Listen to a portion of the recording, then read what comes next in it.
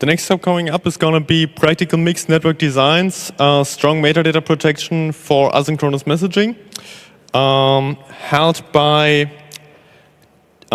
David, who has done research on mixed networks and is a contributor to Tor network, and by Jeff, who has done contribution to the GNU network project, organized a couple of sessions for this on last year's Congress, and is basically a mathematician trying to get practical. They're going to talk about components on mixed networks and defensives that basically Tor can't do. And yeah. Welcome now with a big round of applause, okay?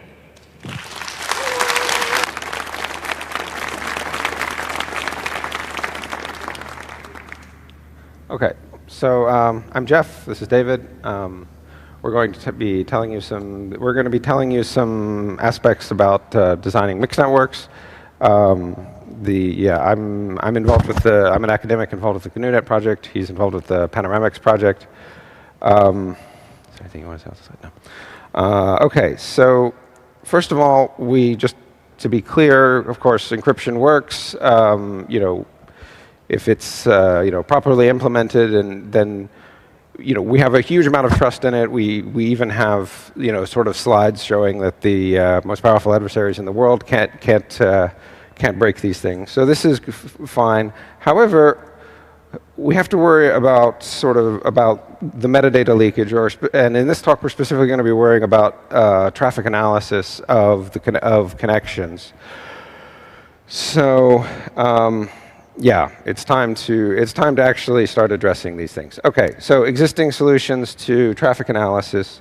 So there's this wonderful Tor program and project, and they we know as of 5 years ago they consider even the NSA considered Tor to be quite effective at preventing mass location tracking. So this is Tor works for what it's designed to do. Tor does not protect against an adversary who can see both ends of the Tor circuit. So this is a handicap in a number of situations. So the first situation is if you have a website that is if you have a website, of course, then somebody can have fingerprinted this website in advance, have some description of its traffic profile, and they can tell if you're just from looking at your connection if you're accessing that website over Tor. So okay, so let's admit defeat for the web on the web for now, because we're not going to be able to provide that kind of. We're not going to be able to defeat that kind of adversary very quickly.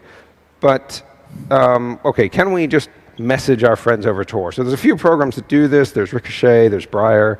The problem with using Tor as a messaging transport layer is that frequently the people you want to protect are in the same country or even on the same ISP. So the original property of the adversary being able to see both sides of the connection comes through again, and they can very quickly be that connection between them can very quickly be seen. So okay, how can we actually keep our messaging metadata private? And the answer we're going to say is the right one is a mixed network. Yeah. So mixed networks are message-oriented as opposed to stream-oriented. They're essentially an unreliable packet switching network. And also, latency is added at each hop. This is called a mixed strategy. There's a bunch of different mixed strategies. It's kind of an architectural diagram. Notice there's no exit nodes. There's no talking to the web like with Tor. So the security model is different. We do have a PKI similar to Tor. We can call it like a directory authority system. So there's a bunch of differences between Tor and mixed nets, and one of the important ones is that we can actually do decoy traffic everywhere in this diagram. Like, we can do decoy traffic all the way to clients or to the destination.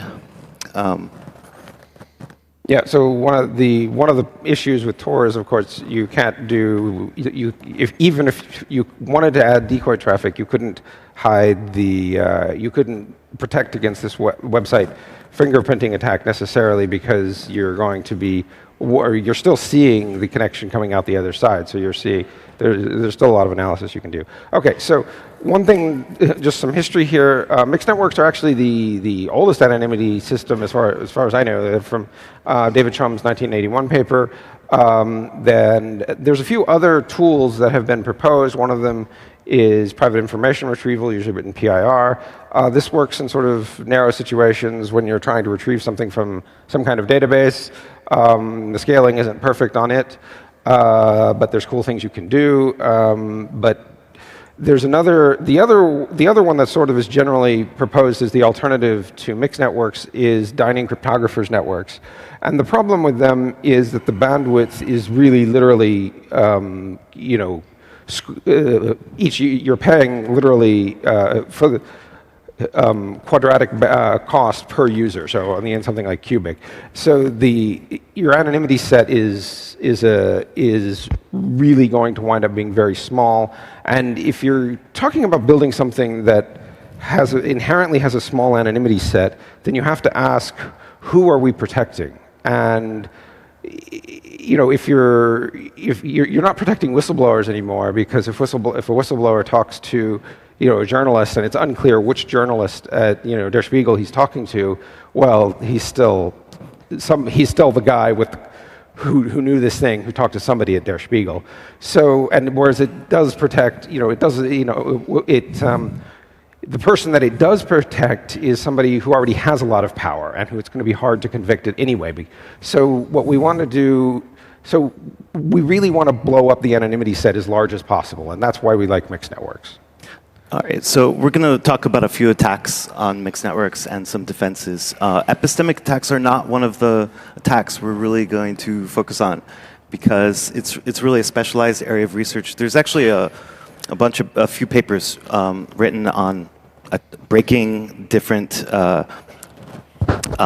public key infrastructure systems for things like point-to-point networks and other things like that. So one more. Okay, but we can say, I guess we should mention that our PKI, or generally mixed literature, assumes you have a PKI. It assumes that all the clients using it somehow know about the whole network. So, yeah, go ahead. So usually when anonymity researchers talk about a PKI, they generally assume something like the Tor directory authority system, where you have some people who can be very trusted who run the thing. This actually presents a scalability problem. It's what's the Cuts and Post project and Panoramics is doing. It does present a scalability problem, more serious than the one for Tor. There are other ideas you can do. So on the idea of sort of making it more secure beyond just these people, there's projects like Cauthority and things. And but on trying to make it more scalable, there's other things like we have some people in the GNU-net project that are researching this. In past, generally these peer-to-peer networking projects to try and come up with distributed PKIs had very serious attacks against them, these epistemic, and especially these epistemic attack type things. So, and you're not going to completely fix those. So the way that you would have a distributed PKI is you would have to prove that you really know how bad the attack is, and then argue that this is better than some 9 people or whatever possibly being compromised. But we don't want to talk too much about this because this is not our area of work, but we just want to mention there's a lot of interesting stuff there. And right now, so since we're leading from the epistemic attacks, David's going to tell you about he's going to tell you about how the scalability comes in. So mixed nets can use cascade topologies where everyone uses the same route, and this is quite different than Tor, where route unpredictability is used to achieve some of its anonymity properties. So in mixed nets, You can use the same route as everybody, but this is a scalability problem.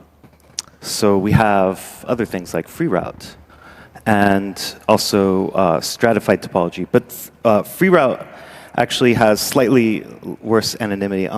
Claudia Diaz has got an excellent paper about this. Another kind of point about free route is that in practice, like the Tor network, you visualize it as a free network, and it grew away from that. Like nodes are authorized to be in specific positions and things like this. So it may be that free routes aren't where you wouldn't land there anyway, even if you tried.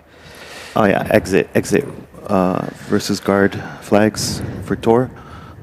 This is another diagram of the any mix in layer 0 can connect to any mix in layer 1 and send a mix packet. So this is sort of comes from the Loopix design. We're going to be mentioning some more design from Loopix. The cool thing about this is it's fairly easy to calculate the entropy of each mix compared to, say, free route, which is pretty complicated. And this also scales pretty well. We can add mixes to each layer if we need to scale up for more traffic and more users. So we're going to mention a couple. Sometimes we'll put some citations on the slide. Don't take them they're not too critical, but the one on this one, Claudia Diaz has a very nice paper for understanding the different effects of topologies. Okay. And I believe Roger has a paper on this topic as well. OK, so why isn't this Tor? Well, the main thing that we can say is that Tor doesn't actually mix. If the packets are, the packets coming in at a particular point in time are basically the same packets going out, you pretty much know.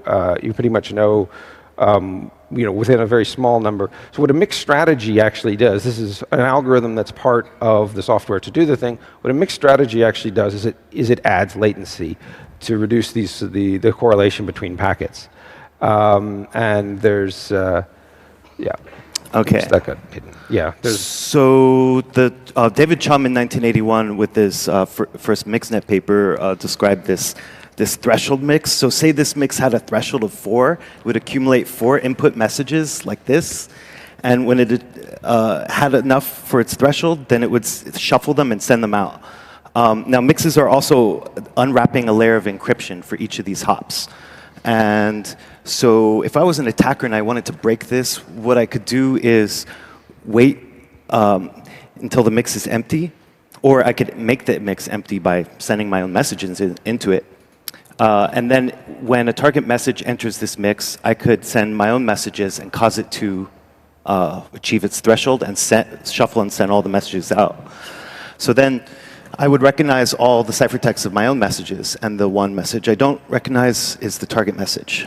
And you can keep doing this for each hop. And this is called a n-1 attack, or blending attack. And there's a lot of variations on them. We have continuous time mixes, like the stop-and-go mix and the Poisson mix strategies. And these mix strategies, they allow the client to select the delays for each hop. Usually they're from an exponential distribution, but if an attacker wants to break this using a blending attack, they can first they need to empty the mix queue by blocking all input messages from the mix and waiting some period of time where it's highly probable that the mix queue would then be empty. And then they would allow their one target message to enter the mix and continue to block other input messages, and then simply wait for that message to be outputted. Now these attacks, we have some defense for them, like say the heartbeat protocol from, George wrote a paper about 10 years ago, George Ignazis, and it's also in the Loopix paper as well, it's mentioned. And so we would have mixes with a kind of decoy traffic called mix. We refer to them as mix loops or heartbeat traffic, where a mix is sending itself a message. It's like a self-addressed stamped envelope. It's going through the mix network and coming back. And if it doesn't receive its heartbeat in some timeout, it knows it could be under attack, or of course there could be other problems in the network as well. So you would want to maybe correlate a attack with several failures to receive a heartbeat message. There's other defenses for blending attacks as well. There was a recent paper published, but we're not going to talk about that right now. The next category of attack is statistical disclosure attacks. This is essentially, I like to think of it as the adversary is abstracting the entire mix network as if it's one mix, and they're looking at messages go in and messages come out. And a lot of this literature is written from the perspective of like point-to-point networks, like when Alice and Bob are receiving messages from the mixed network, they're receiving it at their home IP addresses as if we had publicly routable IP addresses and no NAT devices to get in the way. Maybe a more modern sort of architecture might involve queuing messages. This is a concept used in Lupix design as well. Lupix has got a bunch of different decoy traffic types in order to add noise to the signal at various locations in the network. So there's drop decoy traffic where a client would select a random destination provider to send a message to. So it traverses the mixnet and then gets dropped by the provider. And there's also client loops. And actually, I should mention, if we're doing these kind of statistical disclosure attacks, a lot of this stuff, we don't know how well it will work in the real world because it really depends on a specific application and the adversary's ability to predict users' behavior, and that behavior should be repetitive. I mean, this depends on how much information is leaked by the system, but mixed networks always leak information, so it's about measuring the leakage and understanding if the user behavior is dynamic enough.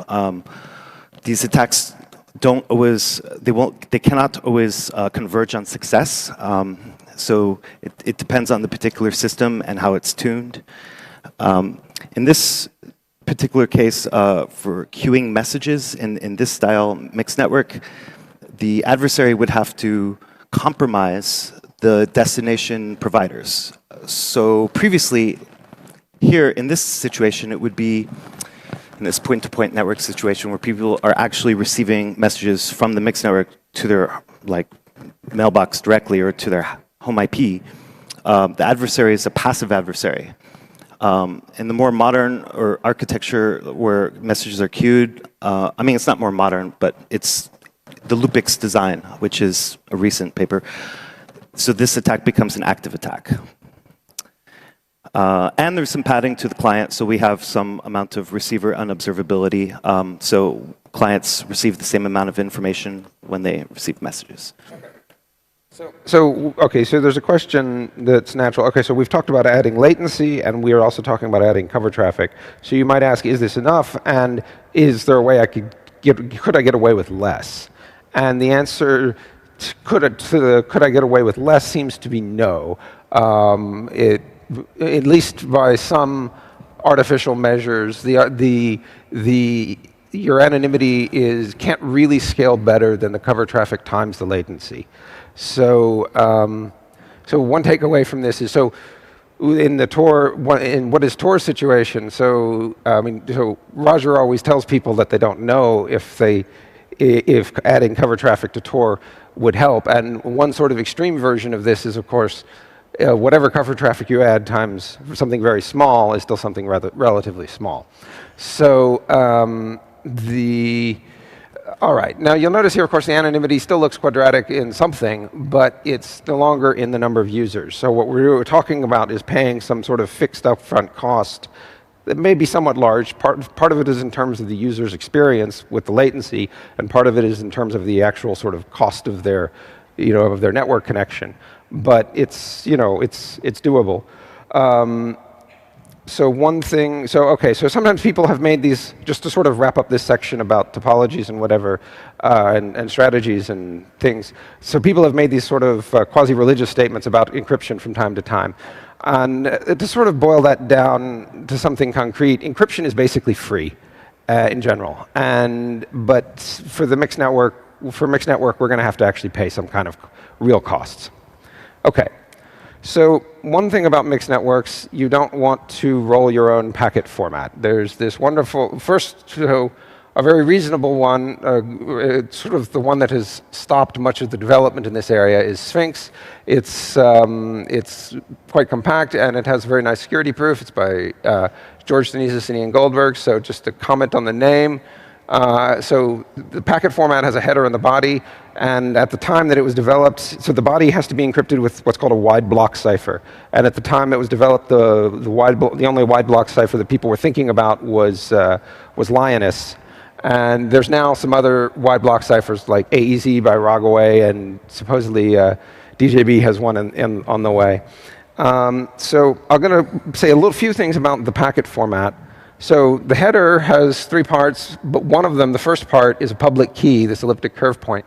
And then there's this body, which is encrypted with a wide block cipher. So the way you think about this mixed node N operating is Alice has, there's this key exchange between the mixed node and Alice that Alice first does it. She thinks up this key for her packet and does the exchange, and then the mixed node computes the other side of it, of that Diffie-Hellman. And from that, the mixed node extracts the next hop, and he has to mutate all of the different things. So what Sphinx is the rules for how to mutate those. OK, so let's say one thing that's kind of important. So why are we using, why is this delta?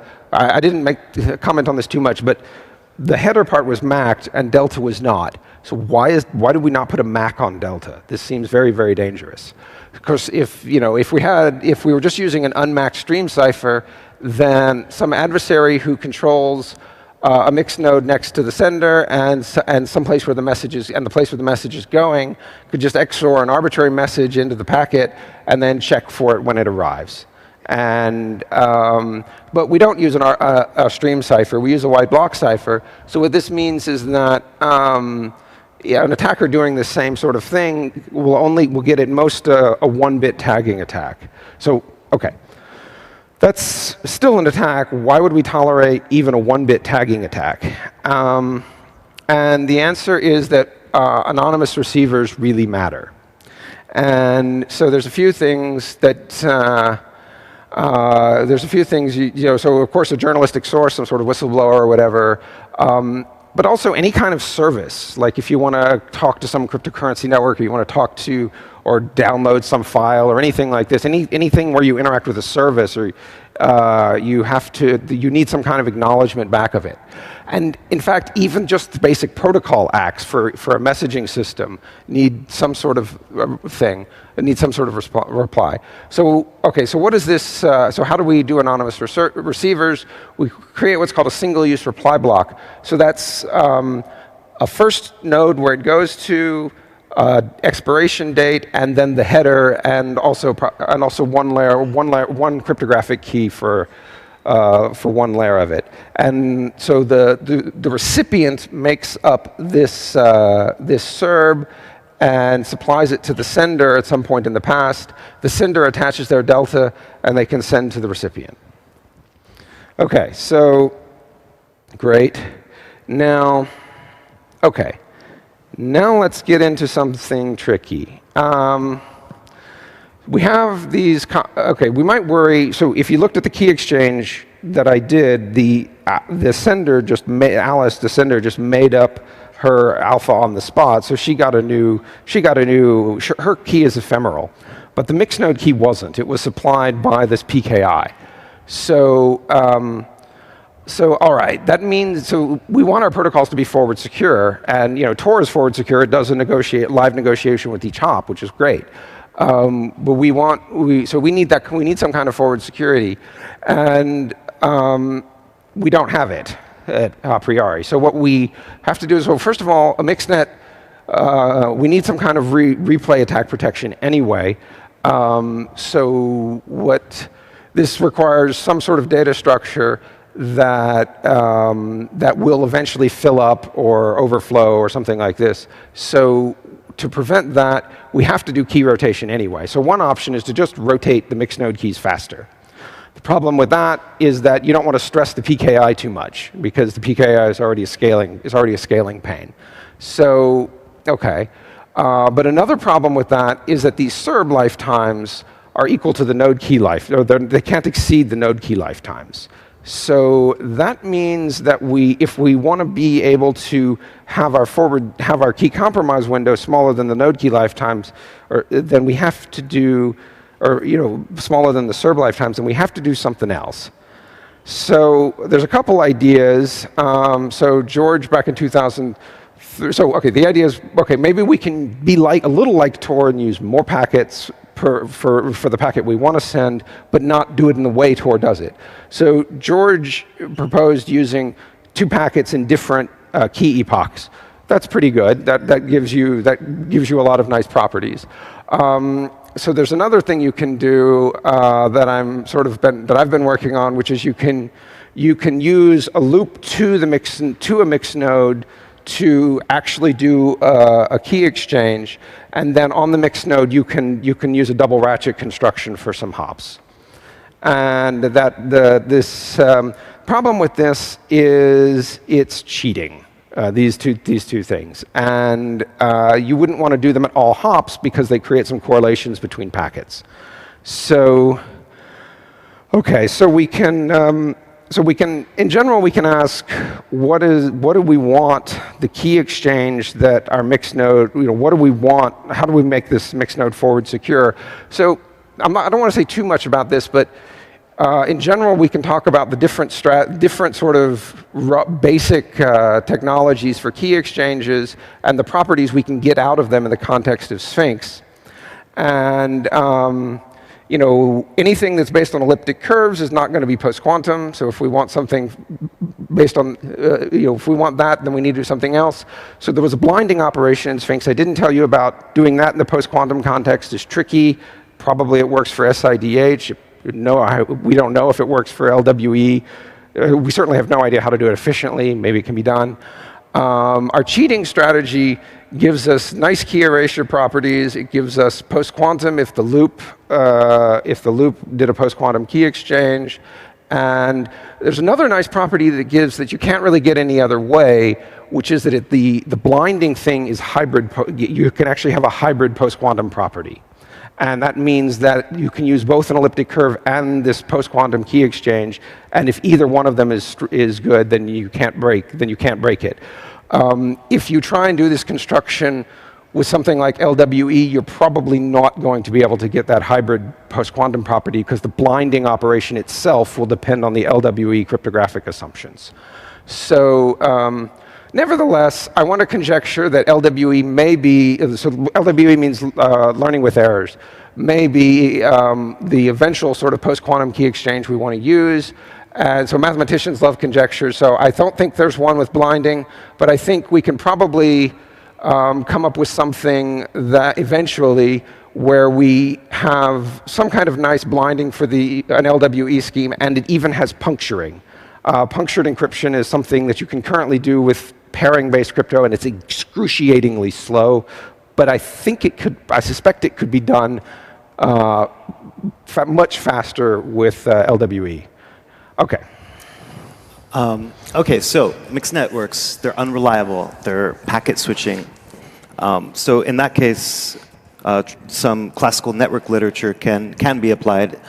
Now, an automatic repeat request protocol scheme is one of those protocol schemes that has protocol acknowledgements and retransmits. And we can do this over mixed networks, but it leaks extra information. Every ACK you send could potentially be used as in a correlation attack. For instance, if the adversary causes the ACK packet to be dropped. In the stop and wait ARQ, the simplest variety of these protocols would leak the least amount of information. So that's what we're using. And we have 3 cryptographic layers in our stack right now in this Lupix Cats and Post project we're working on. Yawning Angel wrote a cryptographic link layer based on the noise cryptographic framework. He's mixing New Hope Simple with X25509 in the key exchange, and We also have a Sphinx cryptographic layer. Sphinx is what Jeff talked about earlier, the cryptographic packet format, and we also have an end-to-end cryptographic messaging. And this is another sort of Lupix-style diagram. Alice sends a message to Bob's provider. So it goes through the mixed network to Bob, and Bob can retrieve his message later. And with some relatively simple changes from this Lupix design, we can have stronger location hiding properties where Alice and Bob don't talk directly to the provider that they're retrieving messages from. They can send single-use reply blocks to retrieve messages. This would increase latency. So one thing that's nice, just a comment to make here, is that a lot of times certain schemes in academia tend to want to use PIR for this retrieving the thing from your provider. And one of the problems with using a PIR scheme here is that you're going to have very different sort of assumptions at play there, and the way in which you model it is going to be necessarily quite complex. It's probably fun if you're a graduate student, playing with all this stuff, but it's actually getting everything to match up will be complicated. So this is why. In the scheme that David's talking about here, your mixnet is giving you your location hiding properties, so you can extract some similar things. Well, right, and also, whereas in this situation with a Lupix design, it doesn't have strong location hiding properties. In particular, if Alice really wanted to figure out where Bob is, she would hack his provider and then stake it out until his IP address showed up again. One problem with this, with these provider models, is that, like David just said, you can get your provider hacked. There's a way to fix that. It requires modifying Sphinx a bit. I know that we just said don't roll your own packet format, but it's a good idea to go through the security proof again anyway, and it's a small change.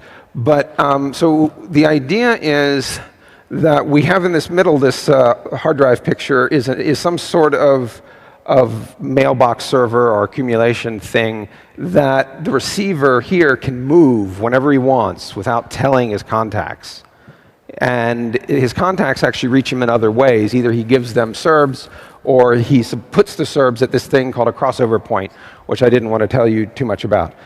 But the idea is that this guy can, our receiver can he can send some serbs to this point in the middle, and then and when he goes online, and then it will send him messages. So you can have this decoupling, and one of the nice things. So at the end of the day, what your security result for the mixnet's going to be is okay, well, in 3 months, they're not going to be able to de-anonymize you in 3 months. So we may be able to do a bit more if we can move this guy in the middle periodically.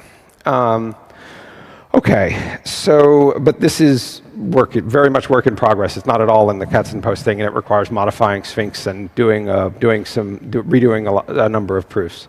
So, okay, we've been talking about applications with the idea being messaging. There's other applications and where you're still sending messages, but to give you something a bit more concrete, there's a few schemes for doing anonymous money. Well, right now there's a lot of schemes for doing anonymous money, and mostly they suck. But there's a few that are actually quite good and have extremely strong cryptographic assurances on their anonymity. Zcash, you basically would have to invert a hash function or something to break it. I'm not completely sure. Taller. Well, in the RSA blind signatures have information theoretically secure blinding, which means they are absolutely unbreakable. There's a point in Taller where it's weaker than that. But another thing you might ask is, can we do anything web-like? Well, there is a project that wants to package up web pages and ship them over Freenet, so you could use it to ship things over a mixed network. But fundamentally, if you imagine what we want to do is build some application that does some collaborative thing, run something like Google Wave or have just an Etherpad over a mixed network, you're going to have interesting issues that pop up with the merges and other things, and anyway, the latency is going to have other impacts on the users. And one of the things we're not really thinking about, but we would really like other people to think about, is sort of how to make people happy with higher latency applications. And this sounds hard, but actually a lot of times, like, when you look at people who are developing more modern web frameworks, actually they are doing, more of the abstracting, like something like CouchDB is doing. It's not literally, supporting latency, but it's decoupling things in a way that is quite relevant to what we want to do. So, but it wouldn't be fair for us to say, like, hey, use this cool messaging app. It's unreliable, so I'm going to send you a message, but you might not get it. So we want to definitely build in some reliability, and you pay for that in retransmission sometimes, and some extra leaked information for which we need to compensate with more decoy traffic. We can actually, the Loopix paper explores this trade-off where you can make the latency lower in a mixed network if you are willing to send more decoy traffic, and so that should help. Yeah.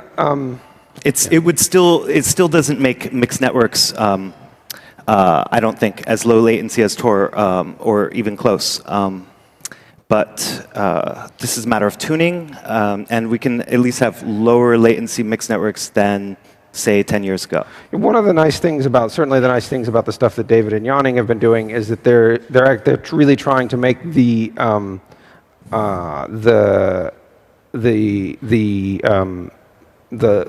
reliability measures work in the or just above the mixed network. And this is really essential if you want to build something that application developers can use, because it is actually common in anonymity systems for the sort of reliability measures to possibly compromise other things.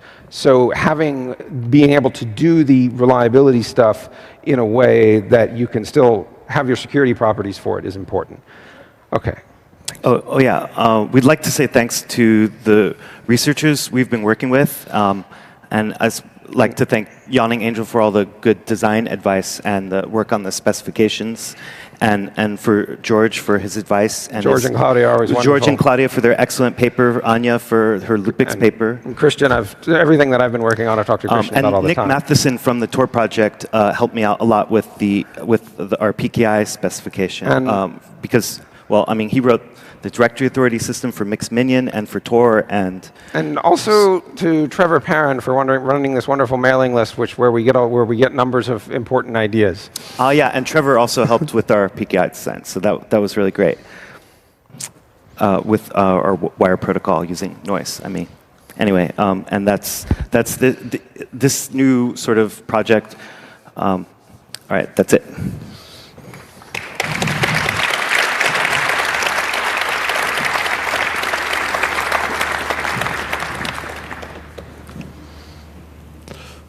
Thank you so much. If you have any questions here in the room, please line up at the microphones. Do we have questions from the internet, from the IRC network? No questions from the IRC. There's one question on microphone 1. You mentioned latency will be higher than Tor. Should we be thinking sort of seconds, minutes? What's the sort of order of... We don't know. Oh yeah, so the question is, the latency will be higher than Tor, how high will it be? We don't really know until we tune the mixed network, and we're not...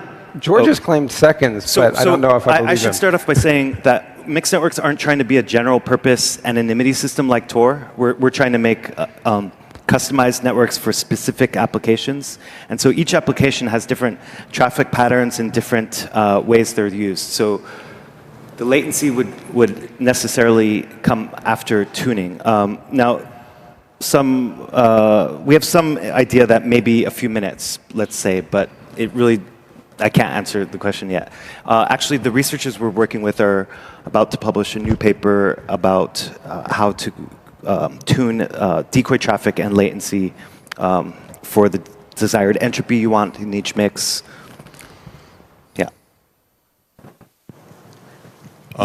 Microphone number 2, your question? Yeah, you have mentioned that in mixed networks, PKIs have higher scalability problems than in Tor.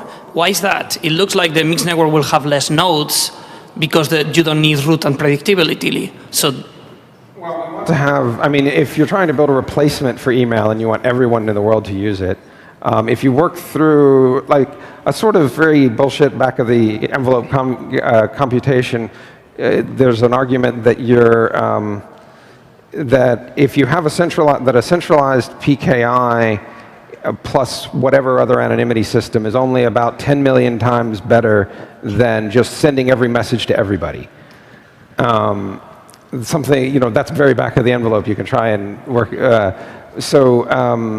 You need. Yeah, well, okay, so there's that, and the specific thing when I said it's less of a problem for Tor is that Tor can do certain clever things, like there's one of their proposals, which I think is actually not taken that seriously at the moment, is where they publish this big list, they publish the PKI, or sorry, the thing, and nodes don't actually download the whole consensus at all. They just point to a place in the consensus, and they get back a proof that they were given the correct, that they were forwarded to the correct node. So this then gives you another order of magnitude or two on that 10 million I just quoted you. Okay, back over there, microphone number 3. Hi, looks like really good work, and I'm happy to see it. And my question is, if there are multiple applications which have different tuning requirements, can they share the same network and help each other's anonymity set, or do we have to have multiple networks? We agree it would be best if they could help each other by increasing each other's anonymity set. But we're concerned that the specific tuning for the decoy traffic might prohibit this in some cases. Actually, and there's some other considerations as well. So since we're not stream-oriented, all the data has to fit in one packet. And so if we have like an email use case, we probably are going to get around 50K average size emails, let's say. And if we want to make like mixed chat or cats in chat application, I might send really short messages like, yo, what's up? And now we're sending that in a big 50K packet. So one thing that is clear is you wouldn't do it for all things. You wouldn't have a new thing for every application. Obviously, if you have something that's going to be quite infrequent, like a payment thing, then it needs. Then you should be using a network with much more frequent packets and just accept that you're going to be accept the inefficiency. And there's another consideration too, which is sometimes in these chat applications, communication partnerships might be symmetrical in that we might send each other roughly the same amount of data.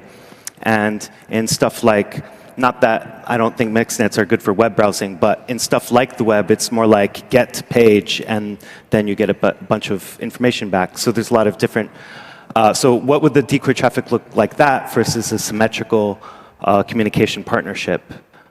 So that's what I meant by some applications might not be compatible with each other to tune this decoy traffic in the same mixed network. Yeah, we certainly would hope that most sort of like peer-to-peer, most sort of peer-to-peer, like all of your Etherpad, your other sort of collaborative applications, your email, your payment network, we'd certainly hope that all that stuff could be bundled onto one thing that was sort of optimized for this email-like use case. And then whether, if you actually need the instant messaging network at all is another question. All right, microphone number 1, what's your question? Can you give more concrete examples of software to try out, or like papers are great. Like, is there anything to touch, to hack, to whatever? Well, I mean, actually, right now we're running a test mixed network on several machines that we had lying around, and it works great. Thanks for Meskio and Kali for their help for that. We don't really have anything near production ready. Like, yeah, we're the stuff very I have far doesn't away even from work. that. The stuff I was talking about doesn't even work. It will soon. So the answer to your question is no. We got nothing. But we hope soon. Like, I'm not sure how soon, but depends on funding. Depends on other things. We're working on it. Thank you. Microphone 2, what is your question? I was thinking about this in the real world. You're envisioning an app where people can communicate. And I worry about mobile telephones because let's envision two users using this app to communicate with each other. The idea would be that one person sends a message and then sometime later, this other person takes their phone out of their pocket. There's so much going on when a phone comes out of a pocket and the screen is turned on.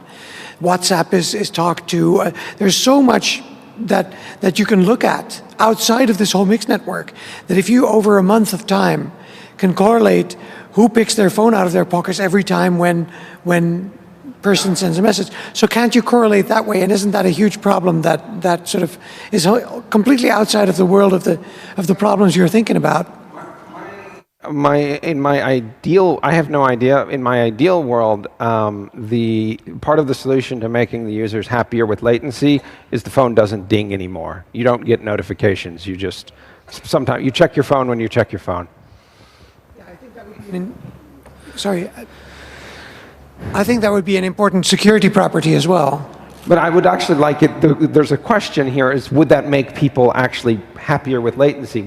Can you? I mean, you know, all of these things that are being built now are being built to sort of maximize engagement, and you want to actually, you actually don't want to do that anymore. You want people to only use it when they want to, when they want to use it.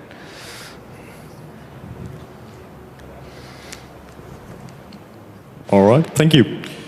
Seems there are no further questions, so thanks a lot to Jeff, thanks a lot to David.